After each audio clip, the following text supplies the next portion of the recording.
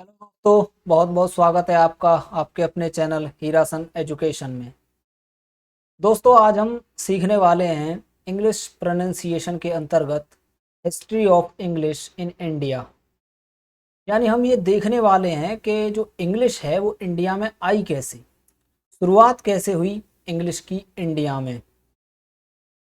तो कई क्वेश्चंस हैं हमारे आगे जिनको हम वन बाय वन देखेंगे और ये समझेंगे कि इंग्लिश हमारी इंडिया में कैसे इस्टेब्लिश हुई, कैसे हमारी हिंदी के साथ इंग्लिश मर्ज हुई और किस तरह से इंग्लिश ने एक विशाल रूप ले लिया हमारे इंडिया में। तो वीडियो को दोस्तों लास्ट तक ज़रूर देखना, आपको कुछ नया सीखने के लिए ज़रूर मिलेगा। तो सबसे पहला क्वेश्चन जो है इसमें कि how did English comes to India, English जो है वो इंडिया में कैसे आई। तो ये बात सबको पता है दोस्तों कि इंडिया में जो इंग्लिश आई वो अंग्रेज आए तब। अंग्रेज हमारे देश में बेसिकली जब आए थे तो वो सिर्फ बिजनेस करने के लिए आए थे। तो जैसे वो हमारे देश में आए, उन्होंने अपना बिजनेस स्टार्ट किया कि भाई हम बिजनेस करने आए हैं आपके देश में और बिजनेस करना चाहते हैं। हमारे देश के लोगों ने कहा ठीक है भाई, कर लो बिजनेस, हम तो वसुधैव कुटुंब को मानने वाले हैं। वसुधैव कुटुंब का अर्थ होता है पूरा संसार, पूरी दुनिया क्या है, एक परिवार है। इसका मतलब होता है वसुधैव कुटुंब। तो ठीक है, अपना बिजनेस कीजिए। धीरे धीरे उन्होंने क्या किया, बिजनेस करते करते हमारी राजनीति में अलग अलग सेक्टर में वो घुसने लगे। धीरे धीरे करते हुए क्या हुआ कि उन्होंने हमारे देश पर एक तरह से कब्जा कर लिया। ये बात आप भी जानते हैं, उन्होंने 250 साल तक राज किया। अच्छा ठीक है, अब क्या हुआ कि जब उनकी सरकार वगैरह सब बन गई हमारे देश में, सरकारी तौर पर जब वो काम करने लगे, तो अब उनको तो हिंदी आती नहीं थी। तो वो क्या चाहते थे कि हम इंग्लिश सीखें, वो हिंदी ना सीखें। अंग्रेज हिंदी सीखना नहीं चाहते थे, बल्कि वो ये चाहते थे कि जो हम हैं यानी हिंदुस्तानी हैं वो क्या सीखें, इंग्लिश। ये था उनका प्लान। तो अब उन्होंने क्या किया कि जो इंग्लिश है उसको हिंदी में, हिंदी से क्या किया, मर्ज करना शुरू कर दिया। तो ये तो हमने सीखा कि how did English comes to India, कैसे आई, अंग्रेज आए, उनके साथ आई अंग्रेजी। अगला जो क्वेश्चन है वो how the British wrote the names of our station and cities. यानी इसमें ये कह रहा है कि अंग्रेजों ने हमारे जो स्टेट हैं उनके नाम कैसे लिखे, हमारी जो सिटी हैं उनके नाम कैसे लिखे। जैसे हम बोलते हैं हैदराबाद, ये आप देख रहे होंगे यहाँ लिखा हुआ है हैदराबाद। ये हैदराबाद नहीं है, इसको बोलते हैं हैदराबाद। अब हिंदी में जब हम इसको लिखते हैं तो बोलते हैं हैदराबाद, लेकिन जब इंग्लिश में बोलते हैं तो इंग्लिश में इसे पढ़ा जाता है हैदराबाद। तो उन्होंने ये स्पेलिंग कैसे बना दी। अगर हम हिंदी के हिसाब से इसकी स्पेलिंग देखें तो हिंदी के हिसाब से हमारी क्या स्पेलिंग बनेगी, जैसे मैं यहाँ लिख करके दिखा देता हूँ। अगर हम हिंदी के हिसाब से स्पेलिंग बनाते हैं हैदराबाद की, तो हैदराबाद की स्पेलिंग क्या बनेगी, जैसे मैं यहाँ बनाऊँ हैदराबाद, ये स्पेलिंग बनेगी किसकी, हैदराबाद की। अगर मैं बनाऊँ तो हिंदी के हिसाब से, लेकिन यहाँ तो अलग है। यहाँ क्या है, एच के बाद बाई। तो ये पूरा डिफरेंस दिख रहा होगा आपको। दूसरा है यहाँ लिखा हुआ है एक सिटी है एटा। अब एटा की स्पेलिंग अगर हम बनाएं उसके हिसाब से, जो हमारी वर्णमाला है जैसे आ से ए, का से के, इस हिसाब से बनाए तो एटा की स्पेलिंग क्या बननी चाहिए, एटा की बननी चाहिए ई टी ए, एटा, ये होना चाहिए।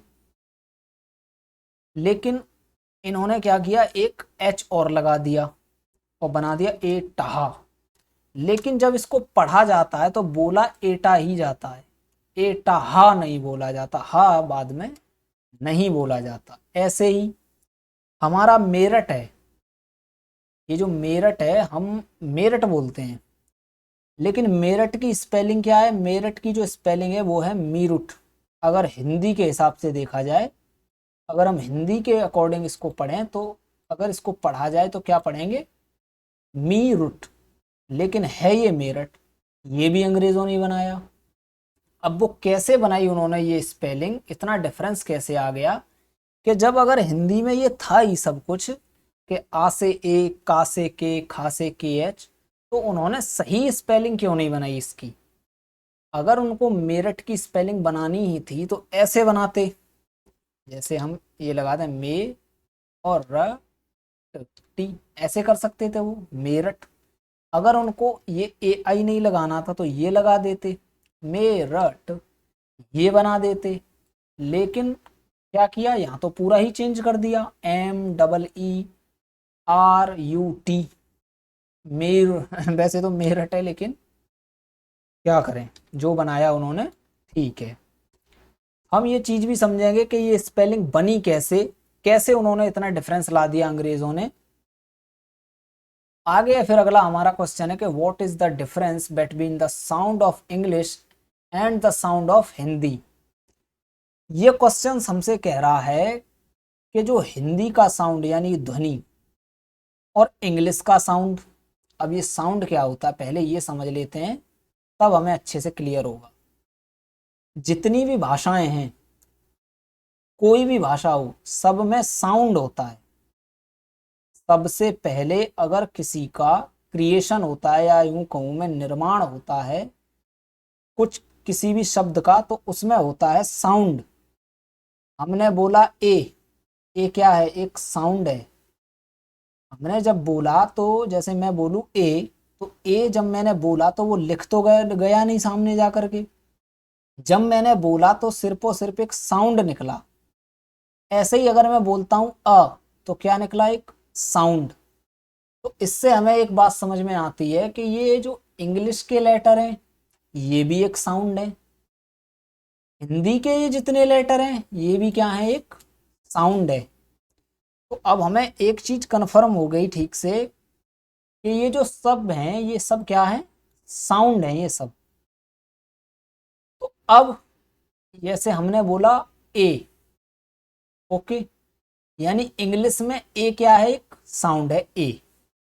क्या हिंदी में भी ए का साउंड है? हाँ है, ये रहा ए। हिंदी में भी चलो ए का साउंड है। हमने बोला बी, तो क्या हिंदी में भी बी का साउंड है? नहीं, हिंदी में बी का साउंड नहीं है, हिंदी में ब है, ठीक। हमने बोला सी, सी हिंदी में नहीं है, सी का साउंड हिंदी में नहीं है, सी है ही नहीं कहीं पर। हिंदी के साउंड क्या है? जैसे क, ये एक साउंड, खा निकाला, ख भी एक साउंड, ग निकाला, ग भी एक साउंड है।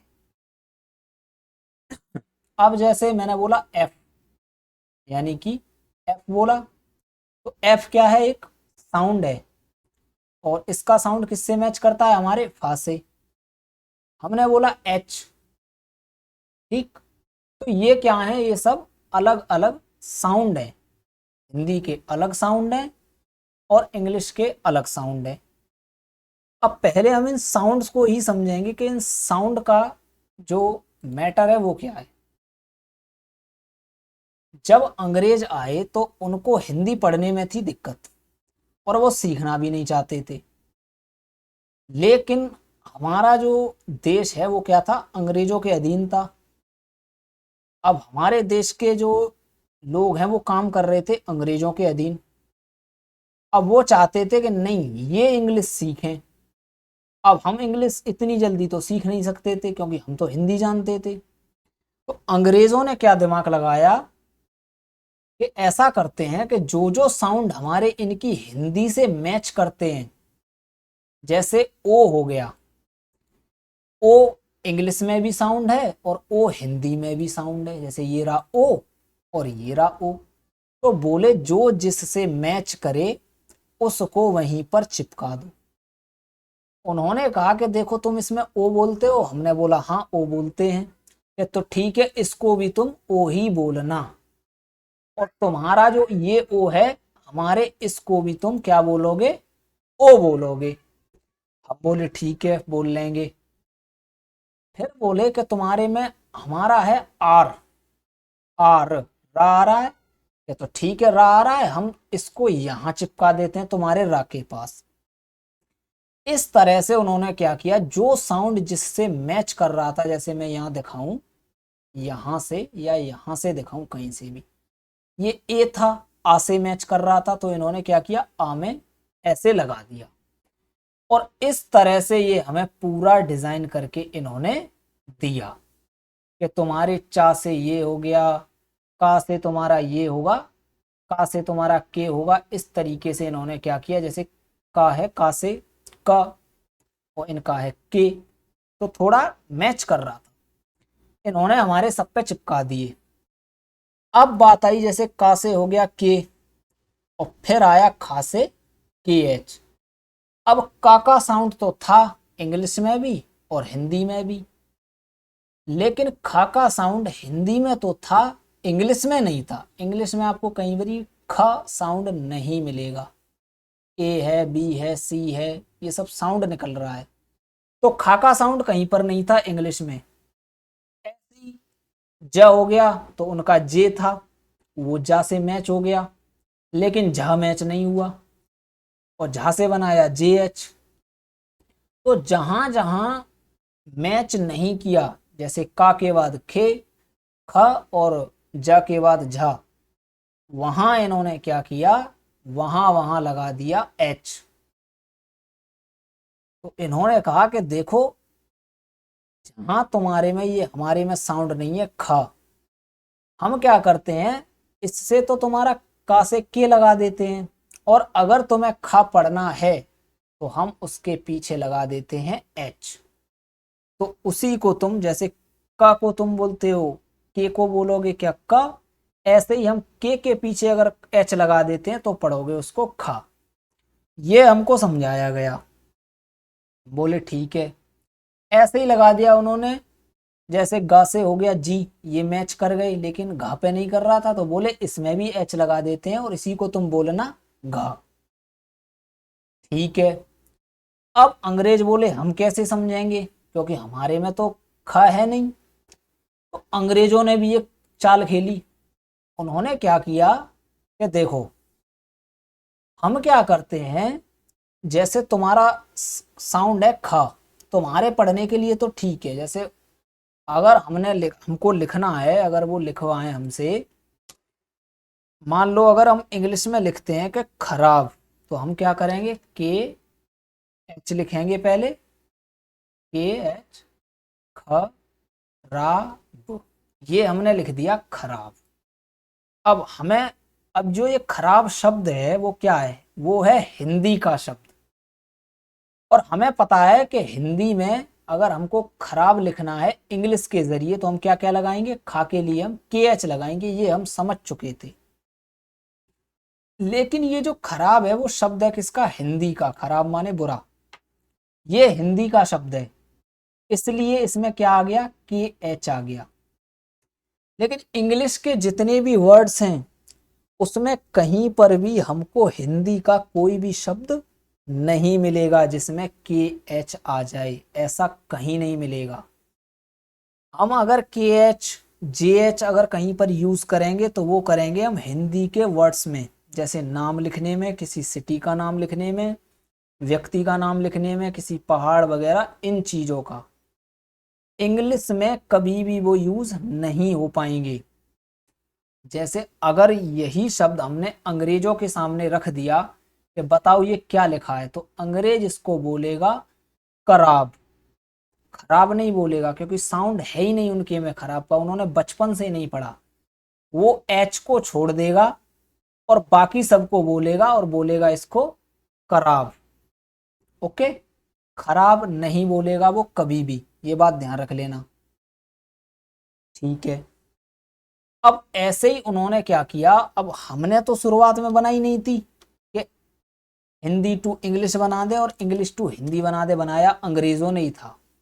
तो जब उन्होंने सिटी और हमारी स्टेट के नेम डिफाइन किए, तो उन्होंने क्या किया अपने हिसाब से, ताकि उन्हें पढ़ने में सहूलियत हो, उन्हें पढ़ने में कोई दिक्कत ना हो, इसलिए उन्होंने क्या किया, स्पेलिंग अपने हिसाब से बनाई, अपनी इंग्लिश के हिसाब से। जो जैसे इंग्लिश के जो रूल हैं, जिन रूल के अकॉर्डिंग स्पेलिंग बनानी चाहिए, उस हिसाब से उन्होंने बनाई। हमारे सिटी, स्टेट, इन सभी के नाम को क्या किया, डिफाइन किया उन्होंने।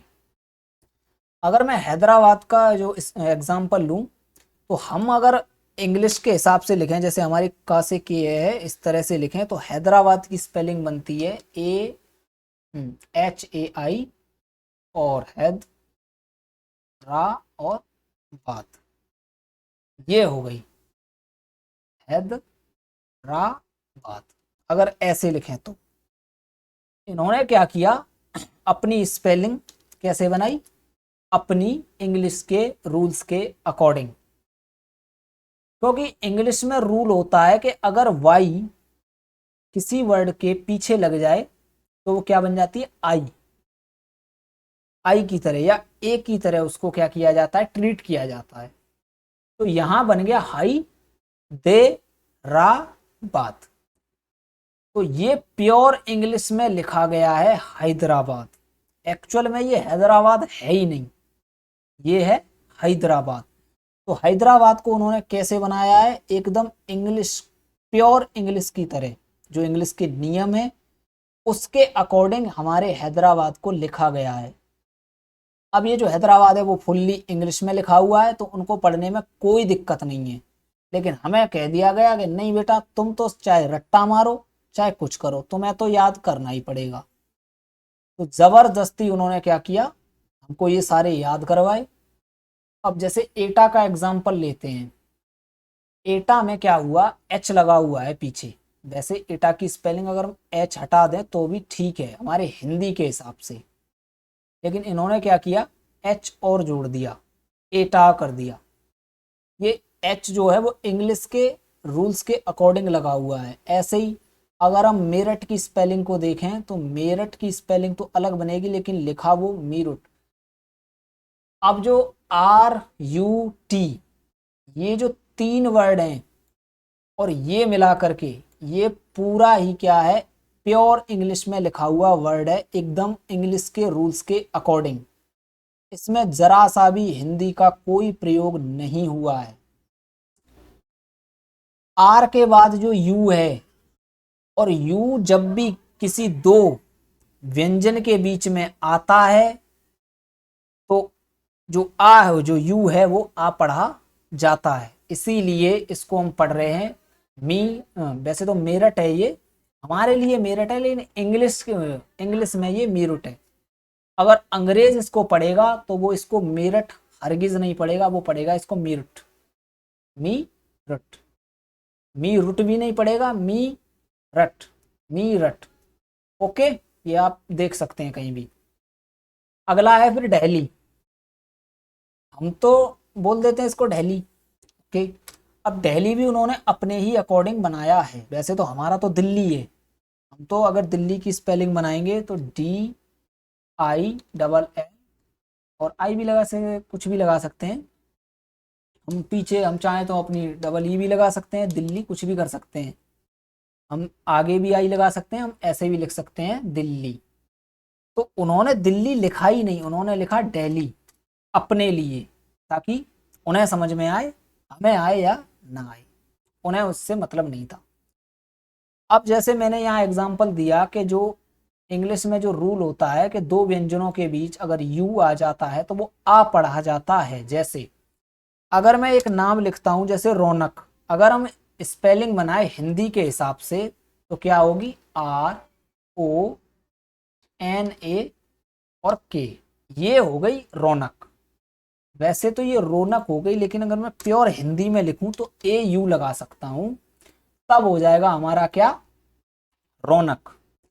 अब ये स्पेलिंग हो गई किसके हिसाब से, हिंदी के हिसाब से, यानी का से के और खा से KH, ये हमने पढ़ रखा है। ये लिखा हमने प्योर हिंदी में। वर्ड जो लेटर्स हैं वो भले ही हमने इंग्लिश के यूज कर लिए, लेकिन लिखा हमने प्योर किस में है, हिंदी में। ओके, अगर मैं इसी रौनक को इंग्लिश में लिखना चाहूं तो मैं क्या करूंगा, मैं लगाऊंगा RONUK। ये इंग्लिश में प्योर लिख गया रौनक, क्योंकि इंग्लिश में ये नियम है कि दो व्यंजनों के बीच अगर यू आता है तो आ की तरह ट्रीट किया जाता है। जैसे अगर हम कर दें यहां पर, मान लो जैसे BUT, बट, इसको ना तो हम बुट पढ़ते हैं, हम पढ़ते हैं बट। क्यों? क्योंकि इंग्लिश में नियम है कि दो व्यंजनों के बीच अगर यू आएगा तो एज अ ट्रीट किया जाएगा। उस यू में से यू का साउंड नहीं बल्कि आ का साउंड निकाला जाएगा। तो ये इंग्लिश का नियम है। तो इस तरह से उन्होंने क्या किया, हमारे सिटी और हमारे स्टेट के नेम्स को डिफाइन किया उन्होंने अपने अकॉर्डिंग। तो अब थोड़ी सी बात कर लेते हैं हम किस चीज पर, ये जो साउंड है जो हमारे इन्होंने बनाए। जैसे उन्होंने हमारे आ से, आ है उसमें ए लगा दिया, अगर हमारा बड़ा आ है तो उसमें क्या किया उन्होंने, डबल ए लगा दिया। इससे हमारा आई बना दिया, इससे हमारा डबल ई बना दिया। अब जैसे डबल ई को इंग्लिश में भी थोड़ा साउंड जो है वो लंबा खींचा जाता है, जैसे मी। तो हमारा ये किससे मैच कर रहा था, ई से, बड़ी ई से। तो उन्होंने क्या किया कि नहीं, इनकी बड़ी ई की भी आवाज लंबी है थोड़ी सी, तो डबल ई हम किस पर लगा देते हैं, इनके बड़ी ई पर। आई क्या है, छोटा है, तो उसको उन्होंने क्या किया, ई पर लगा दिया। ऐसे ही ऊ उन्होंने सारा लगाया। और जितने भी हमारे ये का है, का के बाद खा है, जिसमें अलग साउंड है थोड़ा सा, जैसे हमारा तो ऐसे ही है, का के बाद खा, उसके बाद गा के बाद घा। तो उन्होंने जितने भी बचे उसके पीछे, सबके पीछे एच जोड़ दिया। जैसे जी, गा से जी और गा से जी एच। ये जितने भी थे इनके पीछे क्या जोड़ दिया उन्होंने, एच जोड़ दिया कि इन्हीं को तुम इस हिसाब से पढ़ लेना। अच्छा ठीक है, ये तो हम समझ गए। अब मान लो अगर हम कोई एग्जाम्पल लेते हैं, जैसे हमने हिंदी में लिख दिया ये गंगा, हमने हिंदी में गंगा लिखा। हिंदी में हम इससे क्या पढ़ेंगे, अगर हम पढ़ेंगे तो हम बोलेंगे इसको गंगा। लेकिन जब इसको इंग्लिश में पढ़ा जाएगा तो इसको गंगा नहीं बोला जाएगा। जब अंग्रेज कोई इसे पढ़ेगा तो वो बोलेगा इसको गंगा, इसको वो गंगा बोलेगा ही नहीं। क्यों नहीं बोलेगा? वो इसलिए नहीं बोलेगा क्योंकि गंगा जो शब्द है, क्योंकि उनके में थोड़ा साउंड जो है वो डिफरेंस है, हमारा थोड़ा साउंड जैसे जी हो गया तो थोड़ा सा मैच कर रहा है हमारे किससे, ग से, फुल मैच नहीं कर रहा है। तो अंग्रेज जब भी गंगा को पढ़ेगा तो वो कहेगा गेंगा। ओके, क्योंकि हम तो फुल इसको जो ए है इसको क्या मान के चलते हैं, हम अ, इसीलिए हम पढ़ रहे हैं इसको गंगा, आ का साउंड लेकर के। लेकिन अंग्रेज जो है इसको पूरा आ नहीं मानेगा। हम आ मान रहे हैं, अंग्रेज नहीं मानते आ, वो तो इसको ए मानते हैं। ओके, तो ये बात ध्यान रखनी है। अंग्रेज ए मान करके पढ़ रहे हैं गंगा को, लेकिन हम गंगा को क्या, आ, जो ए है उसको आ मान के पढ़ रहे हैं, लेकिन अंग्रेज इसको ए मान के, इसीलिए वो पढ़ रहे हैं गंगा। तो ए आ गया गए, तो ये ध्यान रखना गंगा। अगर अमेरिका में पढ़ेंगे तो अमेरिकन इंग्लिश में, अगर इसको हम ब्रिटिश इंग्लिश में पढ़ेंगे गंगा को, तो ब्रिटिश इंग्लिश में थोड़ा सा साउंड कैसा आता है, केंगा करके, मतलब हल्का सा सुनाई आपको गा भी देगा, लेकिन थोड़ा सा आपको इसमें का साउंड भी सुनाई देगा। इसीलिए उनका थोड़ा साउंड गा का भी आएगा और थोड़ा सा का भी आएगा। तो उसको वो पढ़ सकते हैं केंगा, केंगा ऐसे करके ब्रिटिश इंग्लिश में गंगा को। अब मान लो अगर हम सेंटेंस बनाते हैं कोई भी जिसमें हम गंगा को यूज करते हैं, यानी उसका हम बहुवचन बनाना चाह रहे हैं, जैसे हमने कर दिया गंगेज, हम इसको क्या कह रहे हैं, गंगेज, यानी कि मल्टीपल, इसको हमने बहुवचन बना दिया। अब गंगा को हमने जब मल्टीपल कर दिया तो यहाँ हम तो ये समझ पा रहे हैं कि नहीं ये गंगा है, और हमने गंगेज कर दिया। मान लो जैसे हमने कर दिया, जैसे हम ले लेते हैं एक सेंटर कोई भी, जैसे गंगे, गंगा कर लिया हमने, इसको हम पढ़ सकते हैं इसको गंगेज, हम ऐसे ही पढ़ेंगे। अगर हम पे से कोई पढ़वाएगा तो हमें तो पता है भाई ये गंगा है, ईएस लगा दिया, गंगेश कर दो। तो हम पढ़ेंगे जब, तो हम क्या पढ़ेंगे इसको, गंगेश। लेकिन जब जो इंग्लिश है, तो ब्रिटिश इंग्लिश में इसको क्या पढ़ा जाएगा, गैंजिस। वो इसको ना तो गंगा बोलेंगे ना गंगेज बोलेंगे, वो बोलेंगे गैंजिस। समझ में आ रही है, वो बोलेंगे इसको गेंजिस ब्रिटिश इंग्लिश में, जो हमारे देश में भी ब्रिटिश इंग्लिश ही चलती है। और अमेरिकन इंग्लिश में इसको बोला जाएगा गेंजिस, अमेरिकन में गेंजिस। अब मैं आता हूं उन पर जो हमारे, जैसे जी हो गया, जी से हो गया ग, और जी एच से हो गया क्या, घ। तो मैंने एक पॉइंट बोला था पहले कि अंग्रेजों ने हमारे लिए बनाया है एच, जो हमारे का है, का में तो के है, ठीक है वो मैच कर रहा है। और जो खा है, खा में जो के, ख का साउंड है वो इंग्लिश में तो है नहीं, लेकिन हमको तो उन्हें सिखानी थी।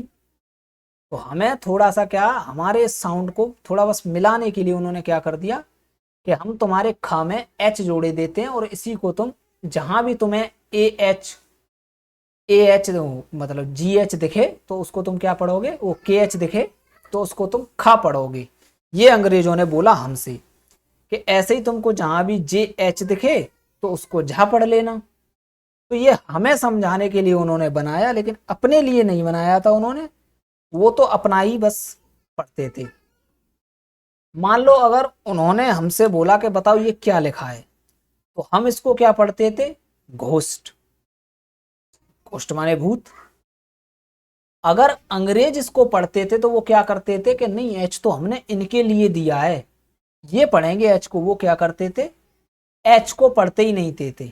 और एच है भी नहीं वास्तव में उनके, जैसे घोस्ट हो गया, घोस्ट में क्या आ रहा है, घ, और घ का साउंड उनके इंग्लिश में है नहीं, उन्होंने बचपन से सीखा नहीं है। तो वो क्या करते थे, उन्हें पता था कि अरे हमने तो इनको बनाने के लिए एच दिया था, तो वो एच को छोड़ देते थे। अब क्या बचा, अब अगर हम देखें तो यहां बचा हमारा क्या क्या, एक बचा जी ओ एस टी, ये बचा। अगर हम एच को हटा दे तो ये हो गया गोस्ट। तो अंग्रेज जब भी पढ़ेगा घोस्ट को, वो घोस्ट नहीं पढ़ेगा, वो पढ़ेगा इसको गोस्ट। गूगल ट्रांसलेशन पर जाकर के या गूगल प्रोनाउंसिएशन वहां लिख करके आप गूगल पर सर्च कर सकते हैं द प्रोनाउंसिएशन ऑफ घोस्ट।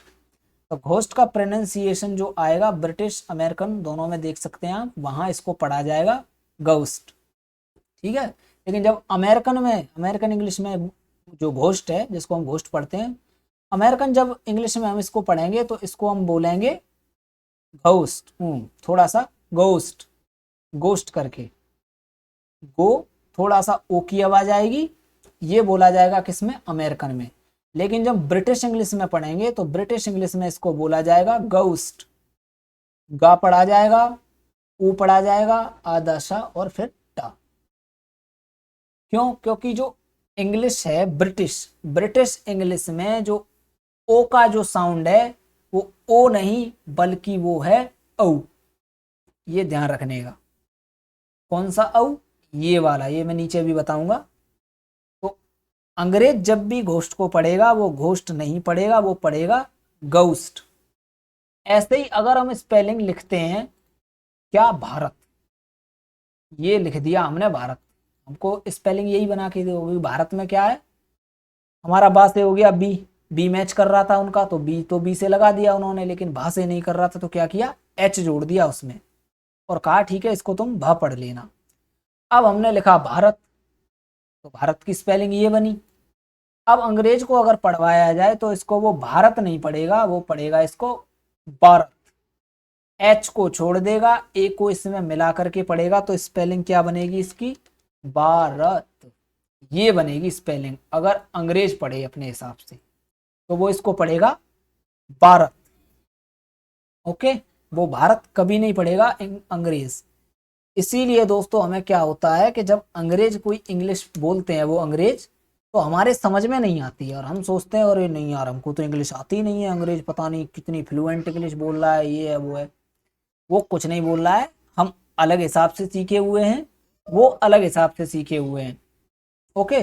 लेकिन जब हम ये सारी चीज़ें मैकेनिज्म पूरा समझ जाएंगे तो उनकी इंग्लिश भी हम बड़े आसानी से समझ पाएंगे, क्योंकि हमें पता है जब वो भारत पढ़ेगा तो भारत को वो भारत नहीं भारत बोलेगा, भारत।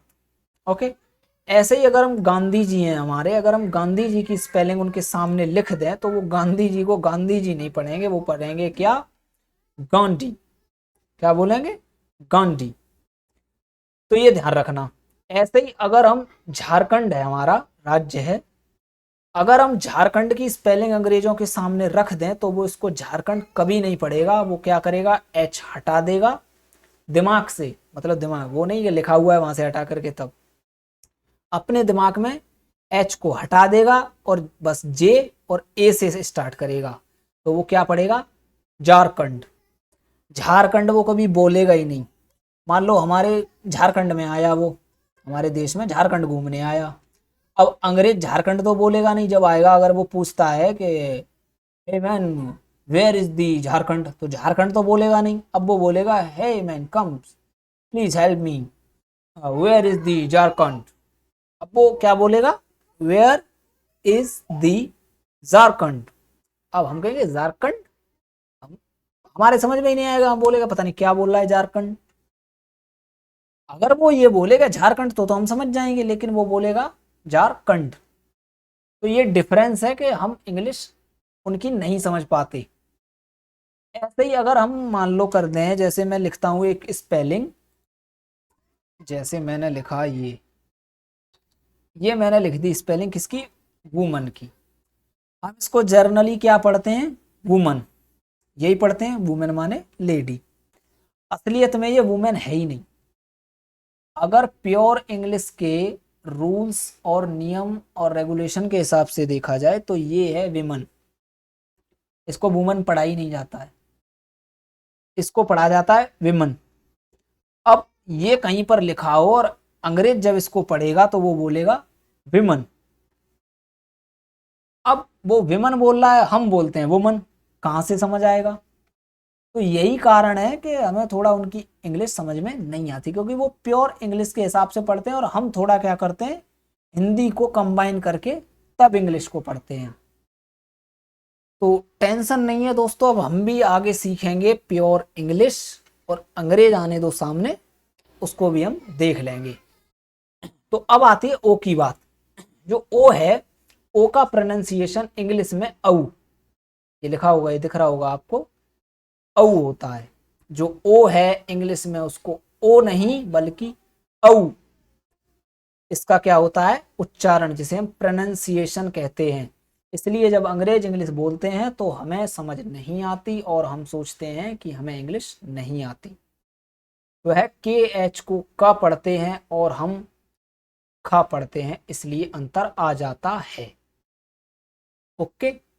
तो हमारे लिए ठीक है, जैसे हमें हिंदी के वर्डों के लिए क्या यूज करते हैं हम, अपनी वर्णमाला, जो का से के, खा से के एच, जा से जे, झा से जे एच। जो जे एच है, जैसे खा का साउंड हो गया, तो खा का जो साउंड है, जो के एच है, वो के एच सिर्फ और सिर्फ कहाँ यूज करेंगे, हिंदी वर्ड्स में। हिंदी के जितने भी वर्ड्स हैं उसमें के एच यूज कर सकते हैं, इंग्लिश के किसी भी वर्ड्स में के एच नहीं आ सकता है, ये बात ध्यान रखना। ओके। हमने जैसे खतरनाक लिखा है यहाँ पर, तो हम खतरनाक में तो लिख सकते हैं, यहाँ पर मान लो हमने लिखा, यहाँ लिख दिया मैंने खतर और नाक, ये लिख दिया मैंने खतरनाक। ओके। तो के एच हमने क्या यूज किया, खतरनाक जो शब्द है वो किसका शब्द है, हिंदी का शब्द है खतरनाक। और इंग्लिश में खतरनाक को हम कहते हैं डेंजरस या डेंजर। ओके। तो अंग्रेज अंग्रेज क्यों लिखेगा खतरनाक, भाई उसका शब्द ही नहीं है, उसका शब्द तो है डेंजर। ओके, डेंजरस जो भी कह लो, डेंजर कह लो, डेंजरस हो गया बहुवचन। तो अंग्रेज क्यों यूज करेगा, अंग्रेज का है डेंजर, तो अपना डेंजर लिखेगा। तो ये है डिफरेंस हमारे किस में, इंग्लिश और हिंदी में। तो आशा करता हूं दोस्तों कि ये चीज आपको थोड़ी सी समझ में आ गई होगी। अब आगे तो कुछ है नहीं, आगे हम अगली वीडियो में सीखेंगे इनके प्रोनाउंसिएशंस के रूल। ये कुछ बेसिक्स बातें थी जो मैंने आपको बताई, इनको अच्छे से ध्यान से समझ लीजिए। साउंड आपने समझ लिया होगा। तो मिलते हैं दोस्तों नेक्स्ट वीडियो में, तब तक के लिए tata bye bye and take care.